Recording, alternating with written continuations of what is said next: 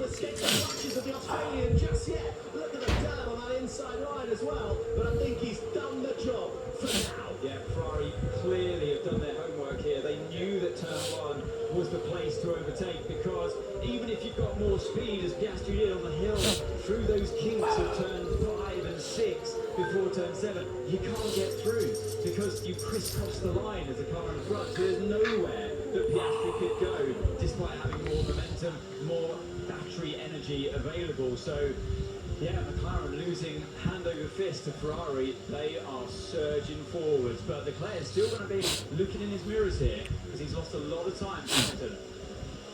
That move he did there was quite dangerous, is what Lewis Hamilton's referring to on the radio, as Lando Norris comes across a huge amount of traffic in the form of the Aston Martin. I think that was Alonso.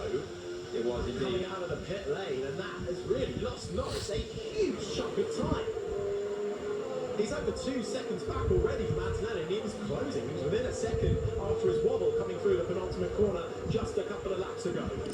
Message from Lewis Hamilton was, of course, talking about Piastri's move on the main straight. Found it a little bit too late. And I think I'll tend to agree as well, because when you've got the straight mode open, the cars are very light, and you can easily actually spin the car if you make too much of a quick adjustment on the steering wheel. So yeah, I think it was a little bit of a late move there by Piastri, but Hamilton just about got the move done anyway. But what a great battle between Hamilton's teammate Leclerc and Piastri. I absolutely loved that. Both drivers using the banking, working it out, and it was Leclerc ultimately that worked it out most. He knew that he was going to get squeezed by Piastri mid-corner turn 1, crossed the line, and then popped back on his inside to mount the attack into turn 2, then just drove right round the outside of 3, knowing he would have the grip. It was really, honestly, excellent racing from Leclerc. Yeah, it was sublime, and he's now within 2 seconds of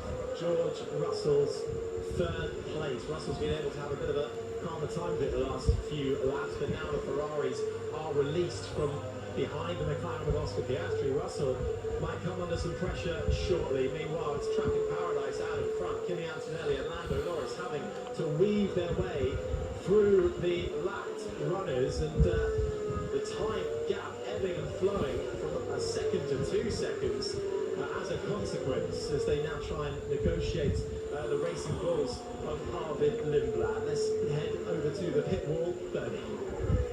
Yeah, and that is a problem. No one's ever said traffic paradise, I don't think, ever before, Harry, but this gap between Antonelli and Norris is very important, because with one pit stop still to go, who blinks first? Does Antonelli try and defend that position, but they need a close eye on the traffic behind him? Currently there's around 10 cars that he'd emerge behind.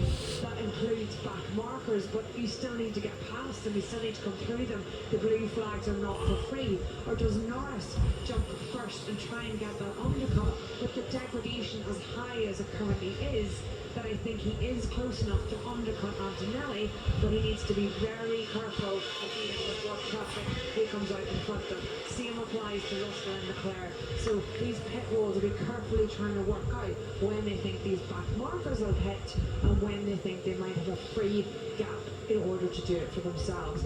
Final thing, Harry, and interrupt me if something comes up. But Leclerc very, very smart with his overtake there on Piastri. He actually tried to save some battery down through 4.6 and then used it out of the last corner at the end of the straight to give him a little bit extra to try and be much